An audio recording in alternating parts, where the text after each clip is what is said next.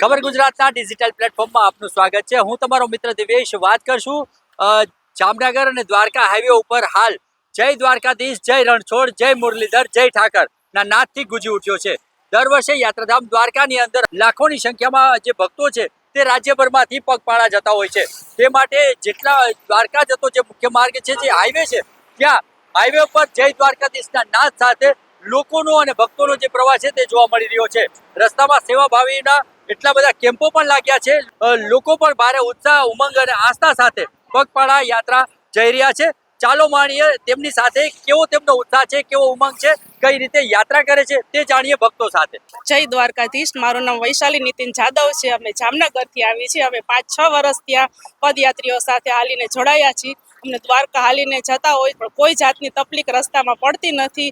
જેટલા હાલવાવાળા છે એટલા સેવાવાળા પણ છે ને વચ્ચે વચ્ચે અનેક જગ્યાએ કેમ્પ આવતા રહીએ, ચા પાણી નાસ્તો ઠંડુ ને વચ્ચે રિલાયન્સ કેમ્પમાં અમે લાભ લઈએ છીએ પણ બહુ વધુ મજા આવે છે। હાલીને જાય છીએ પણ કોઈ જાતનો થાક લાગતો નથી। ભક્તોની સંખ્યા દર વર્ષે વધતી જાય છે અને સેવાવાળા પણ એટલા વધતા જાય છે। જય દ્વારકાધીશ।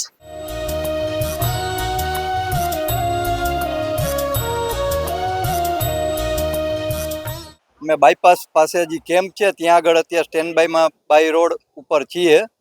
અમારે જામનગર ધ્રોલથી લઈને જામનગર જોગવડ પાટિયા લગીમાં છ જેટલી 108 એમ્બ્યુલન્સ અમે અમારા અધિકારી દ્વારા મૂકવામાં આવેલ છે અને સ્ટેન્ડ બાય રાખેલ છે।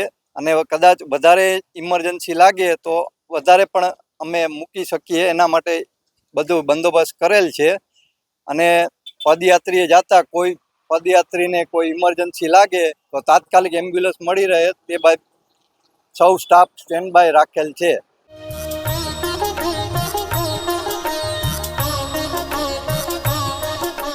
અમે લોકો જામનગરથી આવીએ છીએ। આ મારો પહેલી વખતનો અનુભવ છે પણ આ અનુભવમાં અમને ખૂબ જ આનંદ આવી રહ્યો છે કેમ કે અહીંયા હજારો અને લાખોની સંખ્યામાં પદયાત્રીઓ જાય છે। થાક તો લાગે છે બધાને, પરંતુ દ્વારકાધીશના નામ સાથે જે આનંદથી લોકો જાય છે ને એની સાથે સાથે બધાનો ઉત્સાહ એટલો વધે છે કે એ લોકો 150 કિલોમીટર સુધી પગપાળા દ્વારકાધીશના મંદિર સુધી પહોંચે છે, દર્શન કરે છે અને ખૂબ જ આનંદ માણે છે। અને કેમ્પ અને સેવાઓ વાળા લોકોને પણ ખૂબ જ ધન્ય છે કે એ લોકો એટલી સેવાઓ આપે છે।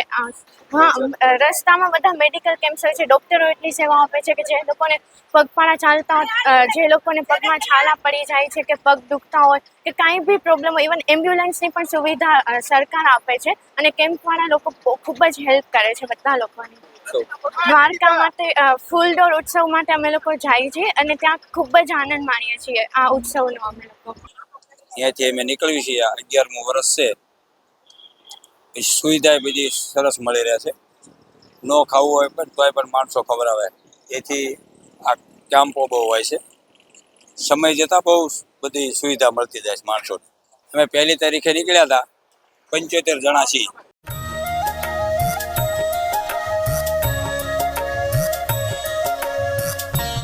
હું છેલ્લા 14 વર્ષથી આ કેમ્પનું આયોજન કરી રહ્યો છું અને મારા ગામના સહકારથી, ગામના સ્વયંસેવકોનો એવો પૂરો સહકાર હોય છે।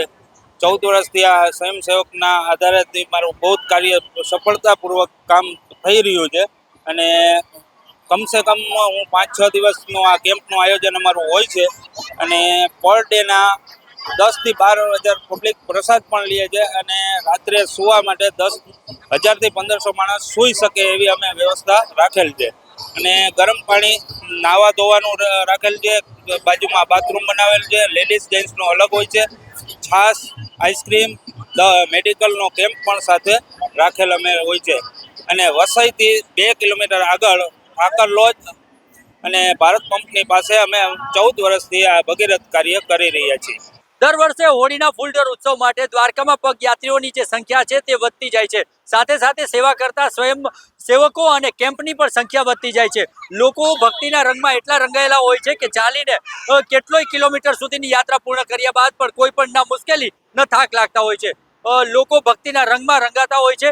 ભક્તિ, આસ્થા, ઉમંગ અને ઉત્સાહ સાથે આ પગયાત્રીઓ પોતાની યાત્રા પૂર્ણ કરતા હોય છે। જયેશ ધોળકિયા સાથે દિવેશ વાયડા, ખબર ગુજરાત, જામનગર। જય દ્વારકાધીશ।